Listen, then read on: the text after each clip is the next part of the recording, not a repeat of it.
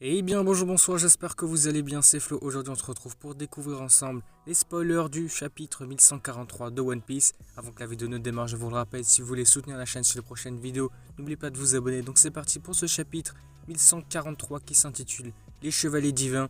La dernière fois on s'était laissé il y a 2 semaines, du coup on avait eu une pause, donc là c'est pas mal de revenir après 2 semaines. Là c'est cool, on a envie de voir ce qui va se passer.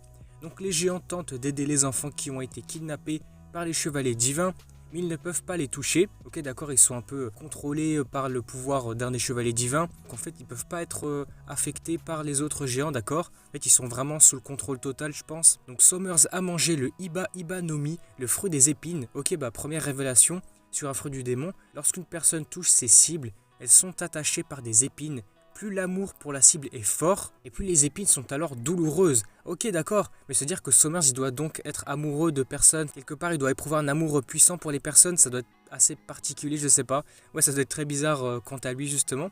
Donc ensuite, le fruit de Gillingham et le fruit du dragon, modèle Killin. Ok, ça on avait vu des théories, etc. Du coup, c'est bien ça, le Killin. Il peut matérialiser des objets à partir des rêves des gens. Ok, du coup, c'est lui qui a fait apparaître les peurs des enfants d'Elbaf. Ok, là c'est déjà fort intéressant déjà. 2 révélations sur 2 fruits du démon, pas mal cool. Donc ensuite, les chevaliers divins sont en train de manger dans la forêt et ils sont en train d'oublier le sel, si bien que Somers y pense, d'accord. Gillingham utilise son pouvoir pour l'endormir et sort le sel de son rêve. Ah ouais, attends, il peut carrément utiliser ses pouvoirs de cette façon-là. Mais attends, mais c'est méga cheaté, il peut faire apparaître ce qu'il veut en fait, ça serait beaucoup trop fort. On continue ensuite, deuxième partie du chapitre, retour au groupe de Loki et de Luffy. Luffy va donner un coup de poing assez faible, on le voit, à Loki qui va s'évanouir. Ah d'accord, attends, j'ai peut-être mal compris selon la traduction. Est-ce que c'est Luffy qui donne un coup de poing avec une puissance faible, ou est-ce que c'est Loki qui est actuellement faible et donc le coup de poing de Luffy l'a fait s'évanouir? Je pense plutôt que c'est Luffy qui a utilisé un coup de poing faible et que donc Loki était à bout de force déjà et donc il s'est évanoui à ce moment-là. Sinon, ouais, je sais pas trop, faudrait voir ça vraiment avec le résumé complet. Zoro va noter ensuite que Loki était déjà proche de la mort. Ah non, ok, c'est bel et bien Loki qui était très affaibli et donc le coup de poing de Luffy l'a terminé, l'a fait s'évanouir. Mais par contre, ce qui est vraiment fou, c'est que Loki nous avait montré une puissance de malade, alors que là, on apprend qu'il était dans un état carrément proche de la mort. Si dans cet état-là, il t'a montré une puissance aussi importante, alors j'imagine pas s'il est en pleine forme, ça doit être incroyable. Luffy va ensuite demander à Gerd de soigner Loki, bien que Gerd résiste. Il accepte finalement d'aider alors Loki. Ok, ça c'est intéressant, faudra voir ce que Loki va devenir. Ensuite on continue avec un flashback du passé de Ajrodin. Ok, c'est cool, Loki l'a harcelé depuis l'enfance. Ajrodin veut se venger du meurtre de leur père.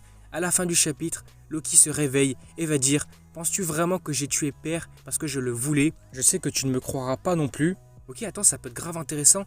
Pas de pause pour la semaine prochaine. Donc le chapitre 1144 sortira bien dans 7 jours, ça va être cool. Et par contre, là, faut vraiment en apprendre plus avec le résumé complet tout. Ça peut être vraiment hyper intéressant de développer ça. Là, la phrase de fin de Loki.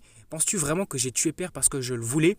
Donc, est-ce qu'il était contraint de le faire? Ou est-ce que c'est peut-être quelqu'un d'autre qui l'aurait forcé? Ou quelque chose comme ça? Ou est-ce que par hasard, on avait appris qu'il l'avait tué concernant un fruit du démon légendaire?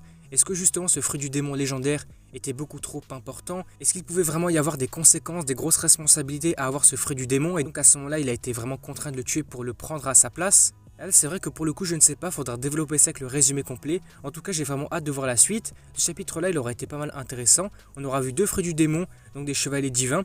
Le Iba Iba no Mi, le fruit des épines de Somers.